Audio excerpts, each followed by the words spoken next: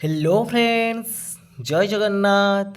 तो आज भिडियो आम डिस्कसन करवा सिटी परीक्षा 2026 प्रैक्टिस मॉक टेस्ट 2। तो आज मॉक टेस्ट आम डिस्कसन करवा टोटाल आपण मानकर सेक्शन 1 एवं सेक्शन 2। जो सेक्शन 1 ले आपण मानकर होची English, education and general awareness, reasoning, teaching aptitude. तो एथिरे आपण मानकर देखो जो 30 टी प्रश्न आसुची ताकू डिस्कशन करबा। ता सहित आपण मानकर जो सेक्शन 2 रहउची ओडिया, मैथ, सोशल साइंस तो सबुथिरे आपण मानकर 15 टी लेखे प्रश्न जार सेक्शन 2 रे आसुची 60 मार्क। तो टोटली 90 मार्क को आमे डिस्कशन करबा जाके अबिकल आपण मानकर सिटी परीक्षा रे आसुथबा प्रश्न भली आमे तैयारी करिछु। तो निश्चित भाव में जदि आपण मानक ये मॉक टेस्ट भल लगे निहाती भाव में लाइक करेंगे, कमेंट करेंगे, ता सहित शेयर करेंगे। एवं जो मैंने कि चैनल को प्रथम थर विजिट करुवे चैनल को सब्सक्राइब कर रखिए। तो चलतु डेरी न करी आज मॉक टेस्ट को आरंभ करवा। तो सर्वप्रथम आम सेक्शन 1 इंग्लिश 10 टी प्रश्न को डिस्कसन करवा। आसतु प्रथम प्रश्न पचारि चूज द करेक्ट सेंटेंस। कौ सेंटेंसटा ये आपण मानकर ठीक अच्छे। तो ऑप्शन गुड़िक आपण मैंने भल भाव में देखी दिंतु। The number of students are increasing every year. Option A रही। ऑप्शन बी रही a number of student is absent today. Option C रही the number of student is increasing every year. एवं ऑप्शन डी रही a number of student has gone to in the picnic. तो choose the correct sentence. कौ सेंटेंसटा ये आपण मानकर ठीक अच्छे। देखो द नंबर ऑफ स्टूडेंट तापर आपण मानकर द नंबर पर सब बेले नाउन टी आसीबो आपण मानकर कोन प्लुराल नाउन आसीबो आ भर बसिबो आपण मानकर सिंगुलर। ताले इज हबो एठी राइट आंसर। परीक्षा रे आसी आपण मानकर द नंबर ऑफ आ a number of. The number of पर मन रखिबे सिंगुलर बसिबो आ ए नंबर पर प्लुराल बसिबो। 2 नंबर प्रश्न पचारि his dash heir to the property. A an the ना नो आर्टिकल। देखो ये आप एच देखिए मारिदेवे। यहाँ हूँ एयर। एयर मीन्स है उत्तराधिकारी बा दायद। तो his dash air the property ताने उच्चारण आसुची आप कौन ए। तो एटा कौन ना एटा हूँ भावेल बा आम कहीपर स्वरवर्ण। ताले एठी कौन बस आर्टिकल आन बसब ना नहीं। हिज आन एयर टू द प्रॉपर्टी आन बसब। तो बी ऑप्शन जो मैंने चूज कर ठीक अच्छे से मानकर। तो 3 नंबर प्रश्न देती choose the correct option. If she dash harder she would have pass the examination. Studied ना हार्ड स्टडीड ना स्टडीज ना हार्ड स्टडीड। एटा हूँ आपंकर इफ क्लॉजर प्रश्न अच्छी। If she dash harder she would have pass the examination. ये देखो कौन अच्छी वुड पर हाव अच्छी तापर भर्बर थर्ड फॉर्म अच्छी। ताले एठी आपण मानकर कौन रहिबो हार्ड स्टडीड हम। तो ये पास्ट परफेक्ट रहिबो had studied. If she had studied harder she would have pass the examination. यहाँ आपण मानकर टाइप 3 आसूची। तो बी ऑप्शन एठी राइट आसीबो। तो 4 नंबर प्रश्न पचारि चूज द करेक्ट सेंटेंस। देखो ये आपण मानकर कौटी करेक्ट अच्छी। तो नाइदर ऑफ द बॉयज ठीक अच्छे। सबुत नाइदर ऑफ द बॉयज अच्छी। तो neither of, either of, none of, each पर सब बेले नाउनटा प्लुराल अच्छी। ये पर्यंत सबू सेंटेंस रे ठीक अच्छी। तापर किंतु भर्बटा कौन बसे आपण मानकर मन रखिबो सिंगुलर भर्ब बस है। मन रखिबो कौन बसिबो सिंगुलर भर्ब बसिबो। Neither of, either of, each of, none of ये सब पर सिंगुलारिटी बसिबो। हाव भूल अच्छी, वी आर प्लुराल अच्छी, आर प्लुराल अच्छी। तने बी ऑप्शन राइट आसीबो has completed the work. 5 number प्रश्न पचारि fill in the blank. He is proficient dash English at in on for. He is proficient dash English. यहाँ हूँ आपण मानकर प्रिपोजिशनल प्रश्न। इन बसिबो एठी राइट आंसर। तो परवर्ती प्रश्न अच्छी 6 नंबर रे चूज द करेक्ट ऑप्शन कोटा ये आपण मानकर ठीक अच्छे। तो परीक्षा रे बारंबार आपण मानकर एई टाइप रो प्रश्न आसूची निश्चित भाव में आपण माने मॉक टेस्ट के संपूर्ण भाव में दिंतु। तो 90 रु केते मार्क रोचे आपण मानकर निश्चित भाव में कमेंट बॉक्स माध्यम जनइबे। तो no sooner had the train left dash it started raining when then THAN अच्छी THEN अच्छी एंड अच्छी। तो 6 नंबर आपण मानकर सठिक उत्तर आसीब ऑप्शन नंबर बी हिजबो ठी राइट आंसर। तो नो सूनर हार्ड परे आपण मानकर एटी कोन बसिबो ना देन बसिबो। तो हार्डली हार्ड थिने तापर आपण मानकर व्हेन आसे।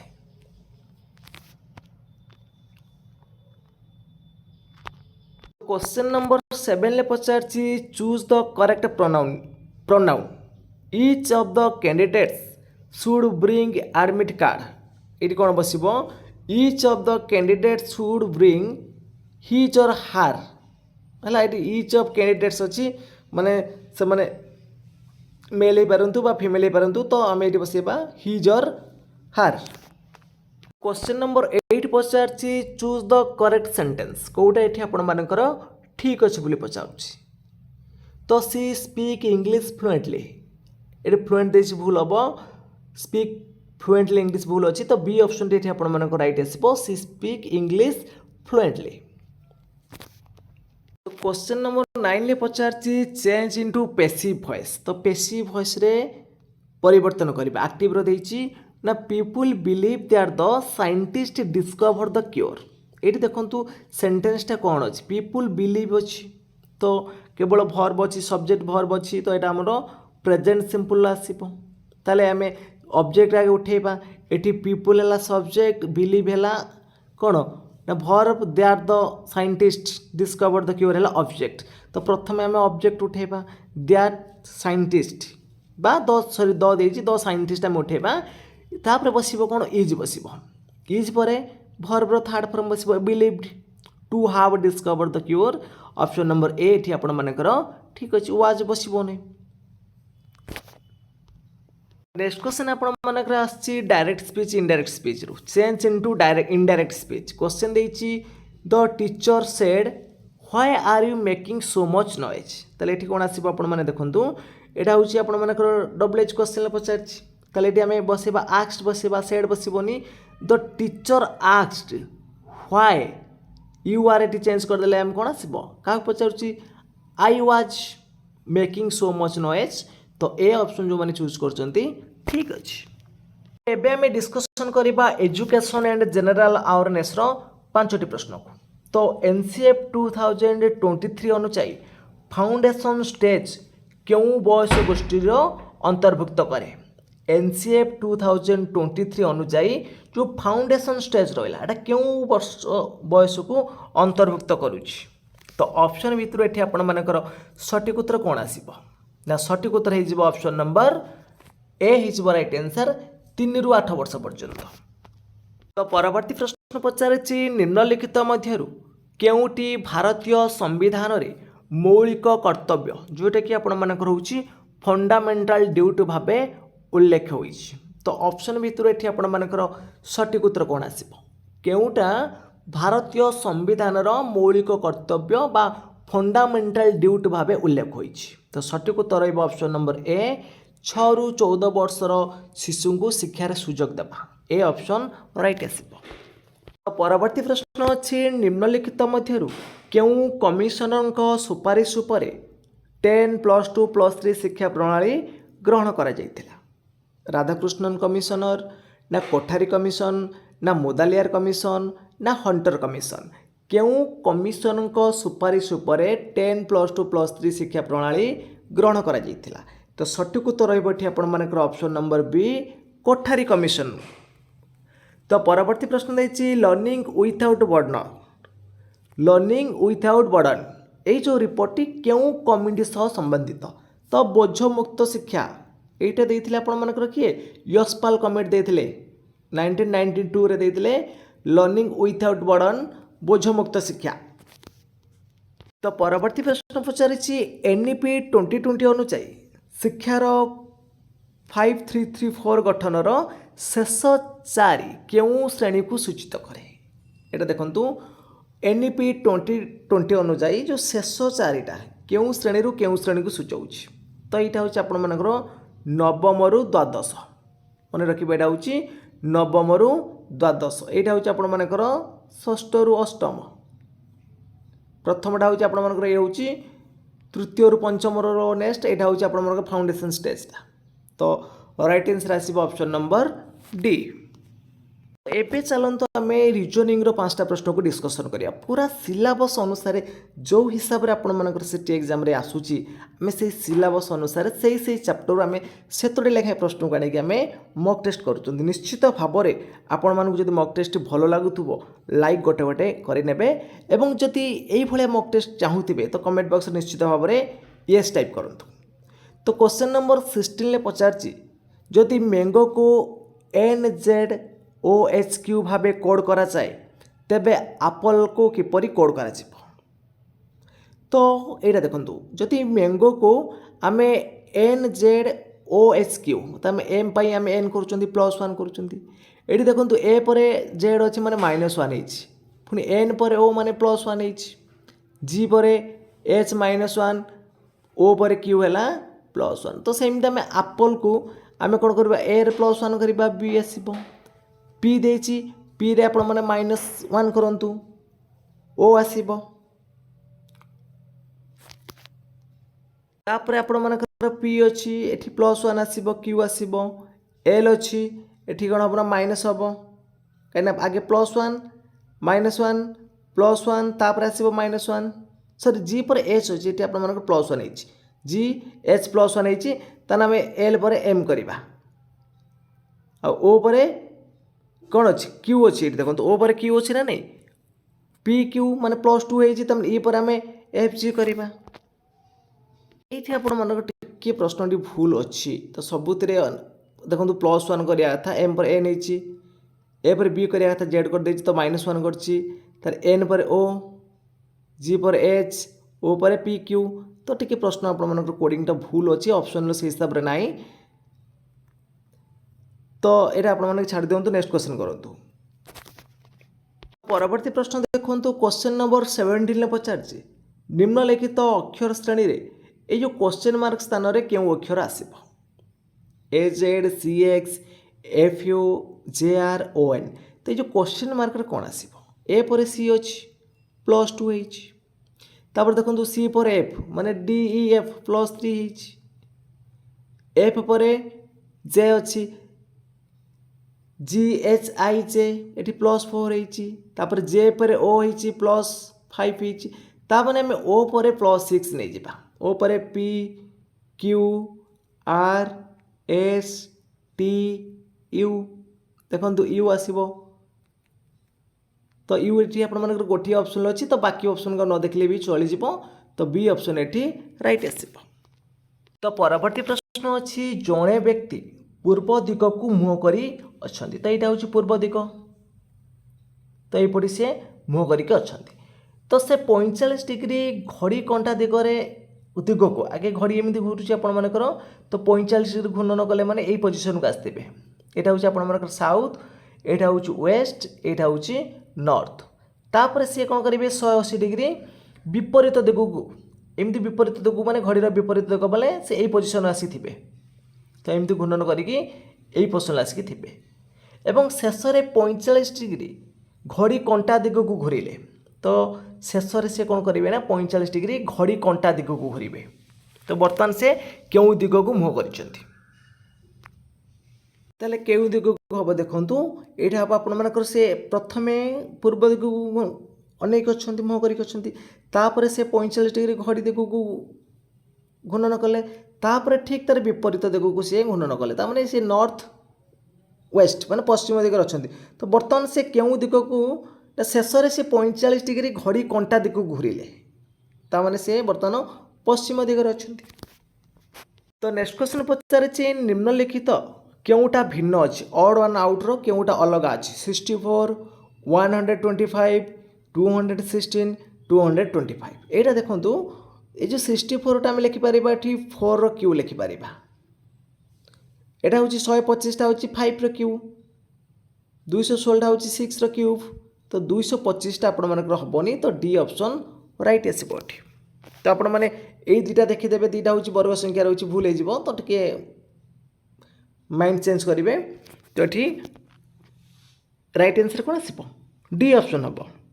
ତ ପରବର୍ତ୍ତୀ ପ୍ରଶ୍ନ ଦେଇଛି ଏକ ପରିବାରରେ ପି ହେଉଛନ୍ତି କ୍ୟୁର ପିତା। ତ ପି ହେଉଛନ୍ତି କ୍ୟୁର ପିତା, ତାମାନେ କ୍ୟୁ ହେଉଛି ସନ୍, କ୍ୟୁ ଆର୍ଙ୍କ ଭଉଣୀ, ତ କ୍ୟୁ ହେବ ଆର୍ର ଭଉଣୀ। ତ ଆର୍ ଏସ୍ଙ୍କ ପୁଅ, ଆର୍ କାହା ପୁଅ ନା ଏସ୍ଙ୍କ ପୁଅ। ଯଦି ପି ଏସ୍ଙ୍କ ସ୍ୱାମୀ ତାହେଲେ ପି ହେଉଛି ଏସ୍ର ସ୍ୱାମୀ, ତାହେଲେ ଇଏ ହେଉଛି ତାର କ'ଣ? ଏସ୍ ହେଲା ସ୍ତ୍ରୀ, ଇଏ ହେଲା ତାର ସ୍ୱାମୀ। ତେବେ ଆର୍ଙ୍କ ସହ ପିଙ୍କ ସମ୍ପର୍କ କ'ଣ? ତାହେଲେ ଆର୍ ପିଙ୍କ ସହିତ ସମ୍ପର୍କ କ'ଣ? ଇଏ ତାର ପିତା ହେବ। ତ ବି ଅପସନ୍ ରାଇଟ୍ ଆସିବ। ଏବେ ଆସନ୍ତୁ ଆମେ ଟିଚିଂ ଆପ୍ଟିଚ୍ୟୁଡ୍ 10ଟି ପ୍ରଶ୍ନକୁ ଡିସ୍କସନ୍ କରିବା। ତ ନିର୍ମାଣବାଦ ଯେଉଁଟାକି ଆମେ କହୁଛନ୍ତି କନଷ୍ଟ୍ରକ୍ଟିଭିଜିମ୍ ଅନୁଯାୟୀ ଶିକ୍ଷକଙ୍କ ସବୁଠାରୁ ଉପଯୁକ୍ତ ଭୂମିକା କ'ଣ? ତ ଶିକ୍ଷକଙ୍କର ସବୁଠାରୁ ଉପଯୁକ୍ତ ଭୂମିକା ହେଉଛି ଲର୍ଣ୍ଣିଂ ଫ୍ୟାସିଲିଟର, ବି ଅପସନ୍ ରାଇଟ୍ ଆସିବ। ପରବର୍ତ୍ତୀ ପ୍ରଶ୍ନ ପଚାରିଛି ନିମ୍ନଲିଖିତ ମଧ୍ୟରୁ କେଉଁଟି ବ୍ଲୁମ୍ସ ରିଭାଇଜ୍ଡ ଟାକ୍ସୋନୋମିର ଆନାଲାଇଜ୍ ସ୍ତରର ଉଦାହରଣ? ସଂଜ୍ଞାକୁ ମନେ ରଖିବା, ନା ଦୁଇଟି ଧାରଣାରେ ତୁଳନା କରିବା, ନା ନୂତନ ମଡେଲ ତିଆରି କରିବା, ନା ସୂତ୍ର ପ୍ରୟୋଗ କରିବା। ନିମ୍ନଲିଖିତ ମଧ୍ୟରୁ କେଉଁଟା ବ୍ଲୁମ୍ସ ରିଭାଇଜ୍ଡ ଟାକ୍ସୋନୋମିର ଆନାଲାଇଜିଂ ସ୍ତରର ଉଦାହରଣ? ତ ସଠିକ୍ ଉତ୍ତର ଆସିବ ଅପସନ୍ ନମ୍ବର ବି ଆସିବ, ଦୁଇଟି ଧାରଣାର ତୁଳନା କରିବା। ପରବର୍ତ୍ତୀ ପ୍ରଶ୍ନ ଅଛି ନିମ୍ନଲିଖିତ ମଧ୍ୟରୁ ଗଠନମୂଳକ ମୂଲ୍ୟାୟନ ଯେଉଁଟାକି ଆମେ କହୁଛନ୍ତି ଫର୍ମେଟିଭ୍ ଆସେସମେଣ୍ଟର ମୁଖ୍ୟ ଉଦ୍ଦେଶ୍ୟ କ'ଣ? ଯେଉଁ ଫର୍ମେଟିଭ୍ ଆସେସମେଣ୍ଟ ହେଉଛି ତାର ମୁଖ୍ୟ ଉଦ୍ଦେଶ୍ୟ କ'ଣ? ନା ଶିଖିବା ସମୟରେ ସୁଧାର ପାଇଁ ମତାମତ ଦେବା, ବି ଅପସନ୍ ରାଇଟ୍ ଆସିବ। ତ ପରବର୍ତ୍ତୀ ପ୍ରଶ୍ନ ଦେଇଛି ଭାଇକୋଷ୍ଟିଙ୍କ ଜୋନ୍ ଅଫ୍ ପ୍ରୋକ୍ସିମାଲ ଡେଭଲପମେଣ୍ଟ ଯେଉଁଟାକି ଆମେ କହୁଛନ୍ତି ଜେପିଡିର ମୂଳ ଧାରଣା କ'ଣ? ଯେଉଁ ଜେପିଡି ରହିଲା ତାର ମୂଳ ଧାରଣା କ'ଣ ରହୁଛି? ନା ସହଯୋଗ ମିଳିଲେ ଶିଶୁ ଅଧିକ ଭଲ ଶିଖିପାରେ, ବି ଅପସନ୍ ରାଇଟ୍ ଆସିବ। ପରବର୍ତ୍ତୀ ପ୍ରଶ୍ନ ଅଛି ଅନ୍ତର୍ଭୁକ୍ତିମୂଳକ ଶିକ୍ଷା ଯେଉଁଟାକି ଆମେ କହୁଛନ୍ତି ଇନକ୍ଲୁସିଭ୍ ଏଜୁକେସନ୍। ତ ଏହାର ମୂଳ ଉଦ୍ଦେଶ୍ୟ କ'ଣ? ଯେଉଁ ଆମର ଇନକ୍ଲୁସିଭ୍ ଏଜୁକେସନ୍ ରହୁଛି ତାର ମୂଳ ଉଦ୍ଦେଶ୍ୟ ହେଉଛି ସମସ୍ତ ଶିଶୁଙ୍କୁ ଏକାଠି ଶିଖିବାର ସୁଯୋଗ ଦେବା, ସମସ୍ତ ଶିଶୁଙ୍କୁ ଏକାଠି ଶିଖିବାର ସୁଯୋଗ ଦେବା। ତ ନେକ୍ସଟ କ୍ୱେଶ୍ଚନ୍ ଦେଇଛି ବ୍ଲୁମ୍ସ ରିଭାଇଜ୍ ଟାକ୍ସୋନମି ଅନୁଯାୟୀ ସର୍ବୋଚ୍ଚ ଜ୍ଞାନାତ୍ମକ ସ୍ତର କେଉଁଟା? ତ ସର୍ବୋଚ୍ଚ ଜ୍ଞାନାତ୍ମକ ସ୍ତର ହେଉଛି କ୍ରିଏଟ୍ କରିବା, ସୃଷ୍ଟି କରିବା, ସି ଅପସନ୍ ରାଇଟ୍ ଆସିବ। ପରବର୍ତ୍ତୀ ପ୍ରଶ୍ନ ପଚାରିଛି ନିମ୍ନଲିଖିତ ମଧ୍ୟରୁ କେଉଁଟା ଆଭ୍ୟନ୍ତରୀଣ ପ୍ରେରଣା ମାନେ ଇଣ୍ଟ୍ରିନ୍ସିକ୍ସ ମୋଟିଭେସନ୍ ଯେଉଁଟାକି ଆମ ଭିତରୁ ସୃଷ୍ଟି ହୋଇଥାଏ? ତ ଏଇଟା ପୁରସ୍କାର, ଦଣ୍ଡ, ଆଗ୍ରହ, এইটা হচ্ছে আগ্রহটা হচ্ছে মন ভিতরে আসব, পুরস্কার দণ্ড হচ্ছে বাহ্য অভিপ্রেরণা, তো বাহারু এটা মিলিব, আগ্রহটা নিজ মন ভিতরে আসব। এটা হচ্ছে নম্বর পাই পড়িবার হচ্ছে প্রশংসা, এটা হবনি, তো সি অপশন রাইট আসব। তো নেক্সট কোশ্চেন দিয়েছি নিম্নলিখিত মধ্যরু শিখিবা পাই মূল্যায়ন যেটাকি আমি কହୁଛନ୍ତି assessment for learning, assessment for learning, তো কেউটা আসব? আসেসমেন্ট আজ লর্নিং হব, বার্ষিক পরীক্ষাটা আসব, এটা ভুল হব আপনার। এটা হচ্ছে কোণ বার্ষিক পরীক্ষাটা হচ্ছে আসেসমেন্ট আজ লর্নিং, তো ফর লর্নিং হচ্ছে শিক্ষণ সময়ের নিয়মিত মতামত দেবা। তো পরবর্তী প্রশ্ন অছি শ্রেণীগৃহরে ব্যক্তিগত পার্থক্যকু সম্মান করে শিক্ষণ করিবাকু কোণ কুহাଯିବ? তো শ্রেণীগৃহরে ব্যক্তিগত পার্থক্যকু সম্মান করে শিক্ষণ করিবাকু কোণ কুহাଯିବ? না পৃথকীকৃত শিক্ষণ, মনে রাখবে পৃথকীকৃত শিক্ষণ, বি অপশন রাইট আসব। তো নেক্সট কোশ্চেন দিয়েছি জনে শিক্ষক পাঠ শেষে শিক্ষার্থী নিজর শিখিবা বিষয়ে ভাবিবাকু কুহନ୍ତି, ଏହା କେଉଁ ଧାରଣାର ଉଦାହରଣ? ଏଇଟା ଯିବ କେଉଁଥିରେ ନା ମେଟାକଗ୍ନିସନ୍ ମାନେ ପ୍ରତିଫଳନାତ୍ମକ ଚିନ୍ତନ। ଏ ଅପସନ୍ ଯେଉଁମାନେ ଚୁଜ୍ କରିଛନ୍ତି ଠିକ୍ ଅଛି ସେମାନଙ୍କର। ତ ଫ୍ରେଣ୍ଡସ୍ ଆମର ସେକ୍ସନ୍ 1ରେ 30ଟି ପ୍ରଶ୍ନକୁ ଆମେ ଭଲ ଭାବରେ ଡିସ୍କସନ୍ କରିଛନ୍ତି। ତ ଆପଣମାନଙ୍କର ସେକ୍ସନ୍ 1ରେ କେତେ ମାର୍କ ରହୁଛି ନିଶ୍ଚିତ ଭାବରେ ମାର୍କିଂ କରି ରଖିଥାନ୍ତୁ। ତ ଭିଡ଼ିଓ ଶେଷରେ କମେଣ୍ଟ କରି ଜଣାଇବେ ଯେ ଆପଣମାନଙ୍କର ଟୋଟାଲି 90ରୁ କେତେ ମାର୍କ ରହୁଛି। ତ ଚାଲନ୍ତୁ ଏବେ ଆମେ ସେକ୍ସନ୍ 2କୁ ଡିସ୍କସନ୍ କରିବା, ଯେଉଁଥିରେ କି ଆପଣମାନଙ୍କର ସେକ୍ସନ୍ 2ରେ Odia 15 mark, mathematics 15 mark, social science 15 mark आउ साइंस 15 मार्क अच्छी। तो प्रथम आम ओडिया को डिस्कसन करवा। ओडियार प्रथम प्रश्न अच्छी अग्नि परीक्षा क्यों समासर उदाहरण। अग्नि परीक्षा एटा क्यों प्रकार समास जीव एटा हूँ आपण मानकर तत्पुरुष समास आसो। अग्नि से परीक्षा दिए तो विभक्ति लगे यहाँ हूँ आपण मानकर कौन आसो तत्पुरुष समास आसो। तो नेक्स्ट क्वेश्चन देती क्वेश्चन नंबर 32 पचारि कानरे तेल दे शोइबा। तो कानरे तेल दे शोइबा लोकवाणी अर्थ कौन ना निश्चित हो रहा। बी ऑप्शन राइट आसो। तो परवर्ती प्रश्न देती निर्मल शब्दर विपरीत शब्द कौन आसो। देखो निर्मलर विपरीत स्वच्छ मलिन पवित्र ना उज्जवल। स्वच्छ मारे भूल हम स्वच्छ रोचे अस्वच्छ निर्मल रोच कौन मलिन।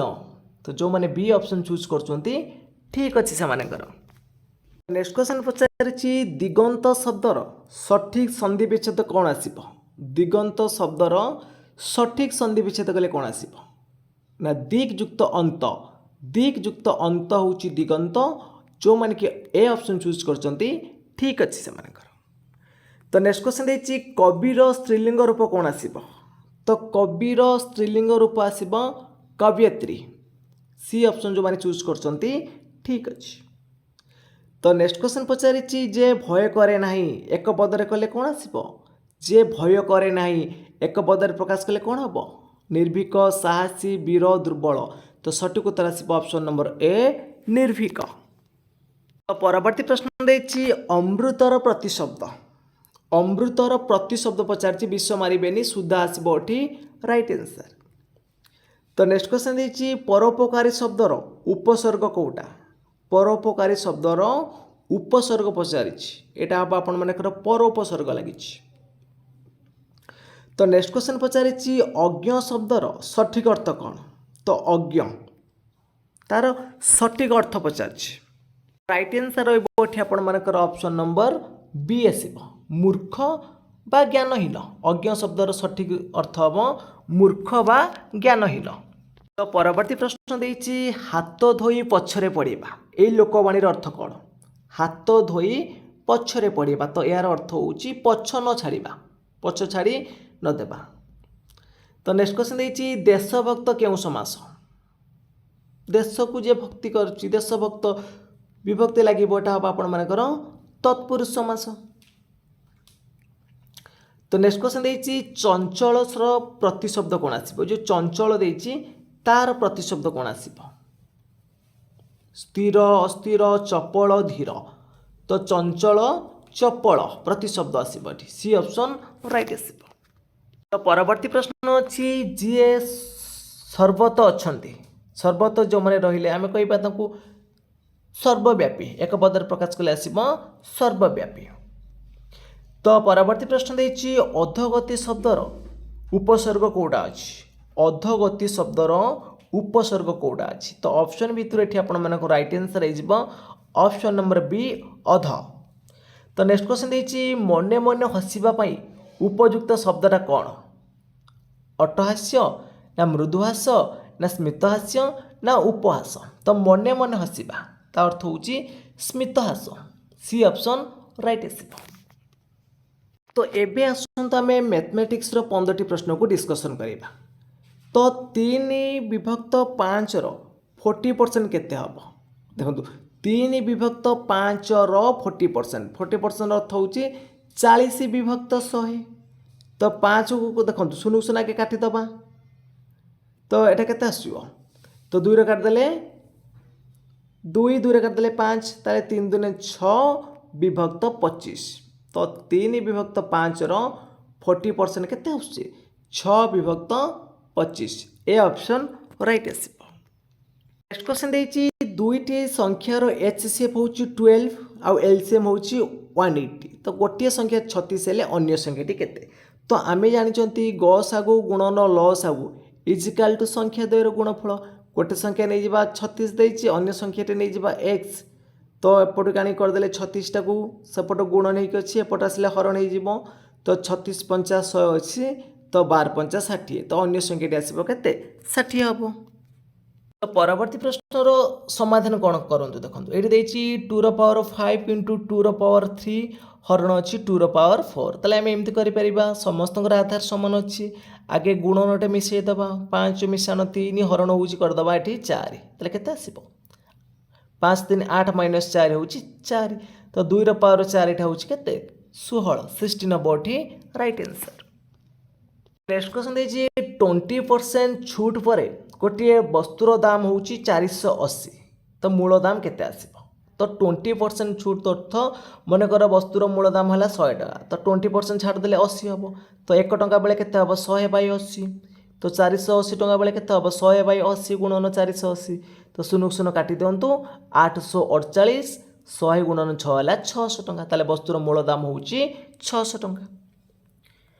तो परवर्ती प्रश्न देछि गोटे त्रिभुजर कोण गुड़िक दे 2 3 4 अनुपात तो सर्वबृहत कोणटा केते ताले आम एटी करदबा केते 2x + 3x + 4x = 180 तो 4 3 7 2 9 = 9x = 180 तो x केते आसीबो 20 तो सबुठु अधिक होला 4 तो 80 हम ये राइट आंसर।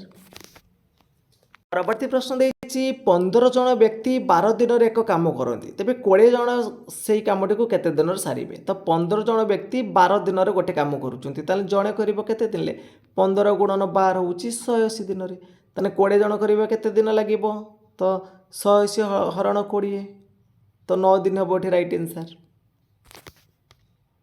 तो परवर्ती प्रश्न देछि गोटे वृत्तर व्यास 14 सेंटीमीटर हेले परिधि केते तो वृत्तर परिधि हूँ 2πr तो व्यास है 14 माने डी है जी 14 आर केते आसीबो 14/2 7 ताले 2 पायर भैल्यू देदेला 22/7 गुणन आर है 7 तो 7 को 7 काटी दिंतु 22 दूनी 44 सेंटीमीटर आसीबो। तो नेक्स्ट क्वेश्चन देछि गोटे संख्यार 25% हूँ 45 तेबे संख्याटी केते ताले संख्याटा है 100% यदि 25% हूँ 45 ताने एठी 4 मल्टीप्लाई कर देना 100 हो जाऊँगी तो एठी भी 4 मल्टीप्लाई कर दिंतु 180 आसीबो तो संख्याटी आसीबो 180। तो क्वेश्चन नंबर 54 देखंतु गोटे संख्या को प्रथमे 20% बढ़ा जाए पर 25% कमा जाए तेबे शेष में संख्याटी मूल संख्या तुलन में केते परिवर्तन हम मन कर जाऊ संख्याटी आम नहीं 100 100 रे 20% बढ़ला केते आसीबो 120 तो बर्तमान 120 आम 25% कमेदबा तो केते आसीबो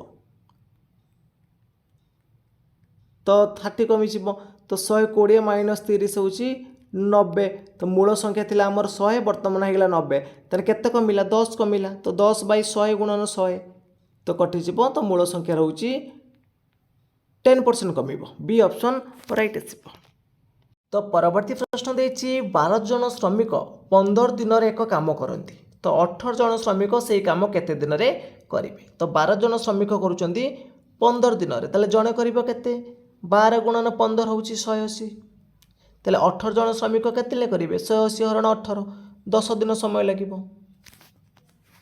तो परवर्ती प्रश्न अच्छी क्वेश्चन नंबर 56 रे एक वर्गर कर्ण हूँ 10√2 सेंटीमीटर हेले क्षेत्रफल केते आसीबो गोटे वर्ग क्षेत्रर कर्ण है 10√2 तेल बाहु केते आसीबो बाहु आम जानते कौन कर्ण/√2 कर्ण/√2 तो √2 को √2 काटी दिंतु बाहु है 10 तेल क्षेत्रफल केते आसीबो बाहुर स्क्वायर 10 वर्ग हूँ 100। तो नेक्स्ट क्वेश्चन देछि 800 टंका उपरे 10% वार्षिक हार में 2 वर्ष पर चक्रवृद्धि सूद केते आसीबो तो चक्रवृद्धि सूद पचारछि तार फॉर्मूला मन रखंतु कोन p * 1 + r/100 to the power n तो r टा हलाउछि रेट ऑफ इंटरेस्ट तने p होछि आपण मानक प्रिंसिपल होछि 800 तो 1 + r है 10/100 n टा होछि नंबर ऑफ पीरियड माने 2 तो आम ये करवा 8 एटा 800 एटा हो आपण मानकर केते 100 + 10 स्क्वायर तो 800 ये हूँ 110/100 ये देखो 800 110/100 टाक लिखि दे पारि मैं 11/10 स्क्वायर तो 800 गुणन 121/100 कर दिंतु 2टा शून्य को 2टा शून्य काटी दिंतु तो 121 गुणन 8 तो केते आसीबो 121 गुणन 8 8 के 8 8 दुने 16 6 नेला 1 8 के 8 के 9 968 टंका तो आमर समूल सुध होउची 968 टंका ताले सुध केते आसीबो 968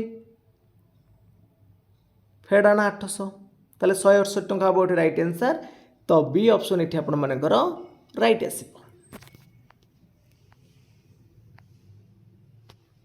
परवर्ती प्रश्न देछि गोटे श्रेणी रे 30 जन छात्रंकर हाराहारी एवरेज देछि नंबर होउछ केते 48 तो परे आउ जने छात्र जोग देबारु हाराहारी हेला 49 तबे नुवा छात्रंक नंबर केते तो 30 जन छात्रंकर हाराहारी होउछ 48 तने 30 जन छात्रंकर मोट नंबर केते आसीबो तो 30 गुणन 48 तो 1440 आसीबो तो आउ जने छात्र जोग देले माने 31 जन छात्र होले तो ताकर हाराहारी हेला 49 ताले 31 गुणन 49 तो गुणी देले आसीबो केते 1519 तो वर्तमान जो नुआ छात्रटी जोग देइथिला तांकर मार्क हम बाहर कर दबा 1519 माइनस आसीबो 1440 तो माइनस कर देले आसीबो केते 79 बी ऑप्शन राइट आसीबो।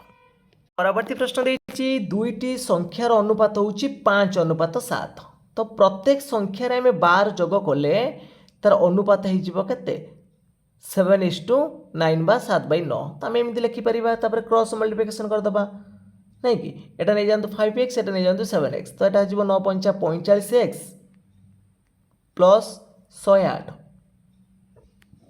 ये आपण मान 49x प्लस हो 1284 तो यहाँ को सेपटे नहीं माइनस कर दिंतु 49 रु 45 गला 4x तो सेटा को एपटे नहीं माइनस कर दिंतु केते आसीबो 108 रु 84 गला आसीबो 24 तो x केते आसीबो x आसीबो 6 ताले से पचार सान संख्या केते 6 पंचा 30 बी ऑप्शन राइट आसीबो। नेक्स्ट क्वेश्चन देछि जदि a plus b equal to 12 आउ ए बी होउछि आपण मानकर 35 तबे a square plus b square केते आसीबो तो बाहर कर दन आराम से a प्लस b रो होल स्क्वायर फार्मूला पकई मध्ये हमें बाहर करि परिबा तो x a square plus b square plus हिजबो 2ab ताले a प्लस b हैला 12 तो 12 स्क्वायर हम लिखि परिबा प्लस ए स्क्वायर बी स्क्वायर मागिचे मैंने बाहर प्लस 2ab होउची 35 तो बर्तमान देखो केते होउची 144 सेपट आनिके एटा माइनस कर दियंतो केते होउची 70 ताले 144 रु 70 गला आसीबो केते 74 आसीबो तो ए स्क्वायर प्लस बी स्क्वायर हबो 74। तो एबे आसुंदा हमें सोशल साइंस रो 15टी प्रश्न को डिस्कशन करिबा तो 1817 मसिया रे पाइक विद्रोह नेतृत्व किए नहीं तो सठिक उत्तर ये आप कौन आसो बक्सी जगबंधु वीर सुरेंद्र साय मधुसूदन दास ना गोपबंधु दास तो सठिक उत्तर आसो option number A Bakshi Jagabandhu. तो परवर्ती प्रश्न पचारि भारतर संविधान मौलिक कर्तव्य क्यों संशोधन द्वारा जोड़ा जाइथिला जो आमर मौलिक कर्तव्य एटा होची 42तम संशोधन जानिथिबे जोटा कि 1976 होइतिला। नेक्स्ट क्वेश्चन पचारि कलिंग युद्ध केउ नदी निकट में होइतिला एटा होची आपण मानकर दया नदी। तो परवर्ती प्रश्न देछि सिमला चुक्ति जो 1972 केउ दुई देश मध्य स्वाक्षरित होइतिला सिमला चुक्तिटा आपण माने जानिथिबे हमर जो भारत और पाकिस्तान बी ऑप्शन राइट आसीबो। तो परवर्ती प्रश्न पचारि भारतर सर्वाधिक कॉफी उत्पादनकारी राज्य केउटा सबुठारु अधिक कॉफी क्यों राज्य उत्पादन कर केरल तमिलनाडु कर्णाटक आंध्र प्रदेश तो सठिक उत्तर आसब ऑप्शन नंबर सी कर्णाटक रे। तो परवर्ती प्रश्न देछि भारतीय संविधान क्यों अनुच्छेद शिक्षार अधिकार सह संपर्कित आम जानी अनुच्छेद 21A बी ऑप्शन राइट आसब। नेक्स्ट क्वेश्चन देछि जालियानवाला हत्याकांड क्यों वर्ष रे घटिथिला एटा होछि आपण मानकर 1919 मसीहार होइतिला सी ऑप्शन राइट आसीबो। नेक्स्ट क्वेश्चन देछि भारतर निर्वाचन आयोग क्यों प्रकार संस्था जो भारतर निर्वाचन आयोग रहिला एटा होछि गोटे हमर संवैधानिक संस्था ए ऑप्शन राइट आसीबो। तो परवर्ती प्रश्न देछि भारतर स्वाधीनता समय रे ब्रिटेन प्रधानमंत्री किए थिले जेतेबेले भारत स्वाधीनता हासिल कला सेतेबेले ब्रिटेन प्रधानमंत्री किए थिले क्लेमेंट अटले थिले बी ऑप्शन राइट आसीबो। तो नेक्स्ट क्वेश्चन देछि भारत रे ରାଜନୀତିର ନିର୍ଦ୍ଦେଶକ ତତ୍ତ୍ୱ ଯେଉଁଟାକି ଆମେ କହୁଛନ୍ତି directive principal of state policy ଏଇଟା କେଉଁ ଦେଶର ସମ୍ବିଧାନରୁ ଗ୍ରହଣ କରାଯାଇଛି ଆମେରିକା ଆୟାରଲାଣ୍ଡ କାନାଡ଼ା ନା ଅଷ୍ଟ୍ରେଲିଆ ତ ସଠିକ୍ ଉତ୍ତର ରହିବ ଏଠି ଆପଣମାନଙ୍କର ଅପସନ୍ ନମ୍ବର ବି ଆସିବ ଆୟାରଲାଣ୍ଡରୁ। ତ ପରବର୍ତ୍ତୀ ପ୍ରଶ୍ନ ପଚାରିଛି କ୍ରିପ୍ସ ମିଶନ ଭାରତକୁ କେଉଁ ବର୍ଷରେ ଆସିଥିଲା ଯେଉଁ କ୍ରିପ୍ସ ମିଶନ ଅଛି ଭାରତକୁ କେଉଁ ବର୍ଷରେ ଆସିଥିଲା ତ ଏହି ପ୍ରଶ୍ନର ସଠିକ୍ ଉତ୍ତର କ'ଣ ଆସିବ ନା 1942 ମସିହା ହେଇଯିବ ଏଠି ରାଇଟ୍ ଆନ୍ସର୍। ତ ପରବର୍ତ୍ତୀ ପ୍ରଶ୍ନ ଦେଇଛି ଭାରତର ସର୍ବାଧିକ ବକ୍ସାଇଟ୍ ଉତ୍ପାଦନକାରୀ ରାଜ୍ୟ କେଉଁଟା ଓଡ଼ିଶା ଝାଡ଼ଖଣ୍ଡ ଛତିଶଗଡ଼ ନା ମଧ୍ୟପ୍ରଦେଶ ତ ସଠିକ୍ ଉତ୍ତର ରହିବ ଅପସନ୍ ନମ୍ବର ଏ ଓଡ଼ିଶା। ତ ପରବର୍ତ୍ତୀ ପ୍ରଶ୍ନ ଦେଇଛି ଅସହଯୋଗ ଆନ୍ଦୋଳନ କେଉଁ ଘଟଣା ପରେ ପ୍ରତ୍ୟାହାର କରାଯାଇଥିଲା ତ ଏ ଯେଉଁ ଅସହଯୋଗ ଆନ୍ଦୋଳନଟା 1920 ମସିହାରେ ହେଇଥିଲା ତ ସେ ଅସହଯୋଗ ଆନ୍ଦୋଳନ ଚାଲିଥିବା ସମୟରେ 1922 ମସିହା ଫେବୃଆରୀ 5ରେ ତ ଉତ୍ତରପ୍ରଦେଶର ଗୋଟେ ଥାନାକୁ ଲୋକମାନେ ଜାଳି ଦେଇଥିଲେ ଚୋରି ଚୋରା ଠାରେ ଏଇ ଯେଉଁ ଚୋରି ଚୋରା ଘଟଣା ପରେ ବନ୍ଦ କରାଯାଇଥିଲା। ତ ପରବର୍ତ୍ତୀ ପ୍ରଶ୍ନ ଦେଇଛି ଭାରତର ସମ୍ବିଧାନ ସଭାର ସ୍ଥାୟୀ ଅଧ୍ୟକ୍ଷ କିଏ ଥିଲେ ତ ସ୍ଥାୟୀ ସଭାପତି କରିଥିଲେ କିଏ doctor Rajendra Prasad C option right ଆସିବ। ତ ପରବର୍ତ୍ତୀ ପ୍ରଶ୍ନ ଅଛି ନିମ୍ନଲିଖିତ ମଧ୍ୟରୁ ଭାରତର ପ୍ରଥମ ଜାତୀୟ ଉଦ୍ୟାନ କେଉଁଟା ଭାରତର ପ୍ରଥମ ଜାତୀୟ ଉଦ୍ୟାନ ହେଉଛି ଜିମ୍ କର୍ବେଟ୍ ଜାତୀୟ ଉଦ୍ୟାନ ଯେଉଁଟାକି ଆପଣମାନଙ୍କର ଉତ୍ତରାଖଣ୍ଡରେ ଅଛି ବି ଅପସନ୍ ରାଇଟ୍ ଆସିବ। ତ ଏବେ ଆସନ୍ତୁ ଆମେ ସାଇନ୍ସର 15ଟି ପ୍ରଶ୍ନକୁ ଡିସ୍କସନ୍ କରିବା ତାପରେ ଆପଣମାନେ କମେଣ୍ଟ ବକ୍ସ ମାଧ୍ୟମରେ ଜଣାଇବେ ଯେ 90ରୁ କେତେ ମାର୍କ ରଖୁଛନ୍ତି। ତ ପ୍ରଥମ ପ୍ରଶ୍ନ ଅଛି ସାଇନ୍ସର ନିମ୍ନଲିଖିତ ମଧ୍ୟରୁ କେଉଁଟା ରାସାୟନିକ ପରିବର୍ତ୍ତନ ତ ରାସାୟନିକ ପରିବର୍ତ୍ତନଟା କ'ଣ ହେଉଛି ଗୋଟେ ସ୍ଥାୟୀ ପରିବର୍ତ୍ତନ ଆଉ ଅପ୍ରତ୍ୟାବର୍ତ୍ତୀ ମଧ୍ୟ ଏଇଟା ହେଉଛି ଲୁହାରେ କଳଙ୍କି ଲାଗିବା ତ ଏଇଟା ହେଉଛି ରାସାୟନିକ ପରିବର୍ତ୍ତନ ଆସିବ। ତ ପରବର୍ତ୍ତୀ ପ୍ରଶ୍ନ ଦେଇଛି ମାନବ ଶରୀରରେ ଇନ୍ସୁଲିନ୍ କେଉଁ ଅଙ୍ଗରୁ ସ୍ରବଣ ହୋଇଥାଏ ଯେଉଁ ଆମର ଇନ୍ସୁଲିନ୍ ରହିଛି ସେଇଟା ଆମର କେଉଁଠୁ କ୍ଷରିତ ହୋଇଥାଏ କେଉଁଠି ଅଗ୍ନାଶୟ ହେବ ବି ଅପସନ୍ ରାଇଟ୍ ଆସିବ। ତ ନେକ୍ସଟ କ୍ୱେଶ୍ଚନ୍ ଦେଇଛି ନିମ୍ନଲିଖିତ ମଧ୍ୟରୁ ବିଦ୍ୟୁତର ସର୍ବୋତ୍ତମ ପରିବାହକ କିଏ ତମ୍ବା ଆଲୁମିନିୟମ ରୂପା ଲୁହା ତ ସାଧାରଣତଃ ଆମେ ତମ୍ବା ବ୍ୟବହାର କରୁଛନ୍ତି କିନ୍ତୁ ସବୁଠାରୁ ଉତ୍ତମ ପରିବାହକ ହେଉଛି ଆମର ରୂପାଟା ସିଲଭରଟା। ତ ନେକ୍ସଟ କ୍ୱେଶ୍ଚନ୍ ଦେଇଛି ମାନବ ଶରୀରର ସର୍ବବୃହତ ଗ୍ରନ୍ଥି କେଉଁଟା ଥାଇରଏଡ଼ ଅଗ୍ନାଶୟ ଯକୃତ ପିଟ୍ୟୁଟାରୀ ସର୍ବବୃହତ ଗ୍ରନ୍ଥି ହେଉଛି ଆମର ଯକୃତ ସି ଅପସନ୍ ରାଇଟ୍ ଆସିବ। ତ ପରବର୍ତ୍ତୀ ପ୍ରଶ୍ନ ଦେଇଛି ନିମ୍ନଲିଖିତ ମଧ୍ୟରୁ ଅମ୍ଳୀୟ ଦ୍ରବଣର ପିଏଚ୍ କେତେ ହୁଏ ଯେଉଁ ଅମ୍ଳୀୟ ଦ୍ରବଣ ରହିଛି ତାର ପିଏଚ୍ କେତେ ଦେଖନ୍ତୁ ତ 7ରୁ କମ୍ ହେଉଛି ଆପଣମାନଙ୍କର ଅମ୍ଳୀୟ ଆଉ 7ରୁ ଅଧିକ ହେଉଛି ଆପଣମାନଙ୍କର କ୍ଷାରୀୟ ଏଇଟା ହେଉଛି ଆପଣମାନଙ୍କର 7ରୁ କମ୍ ଆସିବ ପିଏଚ୍ଟା। ତ ପରବର୍ତ୍ତୀ ପ୍ରଶ୍ନ ଦେଇଛି ଉଦ୍ଭିଦରେ ଜଳ ଓ ଖଣିଜ ଲବଣ ପରିବହନ କେଉଁ ତନ୍ତୁ କରେ ଜଳ ଓ ଖଣିଜ ଲବଣ ଏଇଟା ପରିବହନ କରିବ କେଉଁଟା ନା ଜାଇଲେମ୍ଟା ବି ଅପସନ୍ ରାଇଟ୍ ଆସିବ। ତ ପରବର୍ତ୍ତୀ ପ୍ରଶ୍ନ ଅଛି 1 କିଲୋୱାଟ୍ ଘଣ୍ଟା KWH କେଉଁ ପରିମାଣର ଏକକ 1 କିଲୋୱାଟ୍ ଘଣ୍ଟାଟା ହେଉଛି କାହାର ଏକକ ଶକ୍ତି ବଳ କ୍ଷମତା ଚାପ ତ ସଠିକ୍ ଉତ୍ତର ରହିବ ଅପସନ୍ ନମ୍ବର ଏ ଶକ୍ତିର। ତ ନେକ୍ସଟ କ୍ୱେଶ୍ଚନ୍ ଦେଇଛି ନିମ୍ନଲିଖିତ ମଧ୍ୟରୁ କେଉଁ ଗ୍ୟାସ୍ ଗ୍ରୀନ୍ ହାଉସ୍ ପ୍ରଭାବ ପାଇଁ ମୁଖ୍ୟତଃ ଦାୟୀ ତ ମୁଖ୍ୟତଃ ଆମର ଯେଉଁ ଗ୍ରୀନ୍ ହାଉସ୍ ପ୍ରଭାବ ରହିଲା କାର୍ବନ ଡାଇଅକ୍ସାଇଡ଼ଟା ଦାୟୀ ଅଛି ସି ଅପସନ୍ ରାଇଟ୍ ଆସିବ। ତ ପରବର୍ତ୍ତୀ ପ୍ରଶ୍ନ ଦେଇଛି ମାନବ ଶରୀରର DNA ପ୍ରଧାନତଃ କେଉଁଠି ଥାଏ ଡିଅକ୍ସି ନ୍ୟୁକ୍ଲିୟସ୍ ଏସିଡ୍ ତ କେଉଁଠି ରହିବ ଏଟା ଡିଅକ୍ସି ରାଇବୋ ନ୍ୟୁକ୍ଲିୟସ୍ ଏସିଡ୍ ଆମର କୋଷ କେନ୍ଦ୍ର ନ୍ୟୁକ୍ଲିୟସ୍ ରହିବ। ତ ନେକ୍ସଟ କ୍ୱେଶ୍ଚନ୍ ଦେଇଛି ନିମ୍ନଲିଖିତ ମଧ୍ୟରୁ ଉଭୟଧର୍ମୀ କେଉଁଟା ଉଭୟଧର୍ମୀ ତ ଅପସନ୍ ଭିତରୁ ଆପଣମାନଙ୍କର ସଠିକ୍ ଉତ୍ତର କ'ଣ ଆସିବ ନା ଅପସନ୍ ନମ୍ବର ସି ହେଇଯିବ ଏଠି ରାଇଟ୍ ଆନ୍ସର୍ L2O3 ଏଇଟା ହେଉଛି ଉଭୟଧର୍ମୀ। ତ ପରବର୍ତ୍ତୀ ପ୍ରଶ୍ନ ଅଛି ସୂର୍ଯ୍ୟର ଶକ୍ତିର ମୂଳ ଉତ୍ସ କ'ଣ ଯେଉଁ ସୂର୍ଯ୍ୟର ଯେଉଁ ଶକ୍ତି ରହିଛି ତାର ମୂଳ ଉତ୍ସଟା କ'ଣ ବୋଲି ପଚାରୁଛି ତ ମୂଳ ଉତ୍ସ ହେଉଛି କ'ଣ ନ୍ୟୁକ୍ଲିୟର ଫ୍ୟୁଜନ୍ ଫିସନ୍ ହେବନି ନ୍ୟୁକ୍ଲିୟର ସଂଯୋଜନ ମନେ ରଖନ୍ତୁ ବା ଫ୍ୟୁଜନ୍ ବୋଲି ମନେ ରଖନ୍ତୁ। ତ ପରବର୍ତ୍ତୀ ପ୍ରଶ୍ନ ଦେଇଛି ଭିଟାମିନ୍ ଡି ଅଭାବରେ କ'ଣ ହୁଏ ତ ଆମେ ସମସ୍ତେ ଜାଣିଛନ୍ତି ଛୋଟ ପିଲାମାନଙ୍କୁ ରିକେଟ୍ସ ଆଉ ବଡ଼ ପିଲାମାନଙ୍କୁ ହେଉଛି କ'ଣ ଅଷ୍ଟିଓମାଲେସିଆ।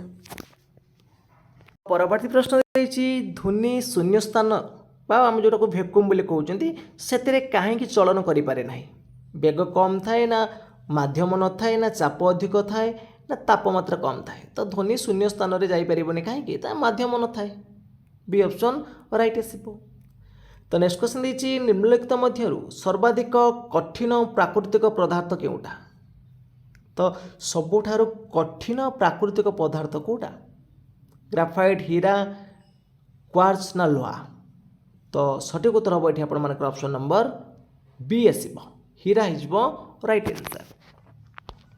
ତ ପରବର୍ତ୍ତୀ ପ୍ରଶ୍ନ ଦେଇଛି ମାନବ ଶରୀରରେ ଲାଲ ରକ୍ତକଣିକା ଯେଉଁଟାକି ଆମେ କହୁଛନ୍ତି RBCର ମୁଖ୍ୟ କାର୍ଯ୍ୟ କ'ଣ? ଯେଉଁ RBC ରହିଲା ରେଡ୍ ବ୍ଲଡ଼ କର୍ପସେଲ୍, ତାର ଆୟୁକାଳ ହେଉଛି 120 ଦିନ। ତାର ମୁଖ୍ୟ କାମ ହେଉଛି କ'ଣ ନା ଅକ୍ସିଜେନ ପରିବହନ କରିବା। କ'ଣ କରିବା ନା ଅକ୍ସିଜେନ ପରିବହନ କରିବା। ତ ଫ୍ରେଣ୍ଡସ୍ ଆଜିର ମକ୍ ଟେଷ୍ଟ ଏଠି ସରିଯାଇଛି। ତ ଆପଣମାନେ 90ରୁ କେତେ ମାର୍କ ରଖୁଛନ୍ତି ନିଶ୍ଚିତ ଭାବରେ କମେଣ୍ଟ ବକ୍ସ ମାଧ୍ୟମରେ ଜଣାଇବେ। ଯଦି ଆପଣମାନେ ଆଗକୁ ସିଟିର ଏଇ ଟାଇପ୍ର ମକ୍ ଟେଷ୍ଟ ଚାହୁଁଥାନ୍ତି ତ ନିଶ୍ଚିତ ଭାବରେ କମେଣ୍ଟ ବକ୍ସରେ ୟେସ୍ ଟାଇପ୍ କରନ୍ତୁ ଏବଂ କେତେ ମାର୍କ ରଖିଲେ ନିହାତି ଭାବରେ କମେଣ୍ଟ କରି ଜଣାନ୍ତୁ। ତ ଫ୍ରେଣ୍ଡସ୍ ଆଜି ପାଇଁ ଏତିକି। ଜୟ ଜଗନ୍ନାଥ, ଜୟ ହିନ୍ଦ।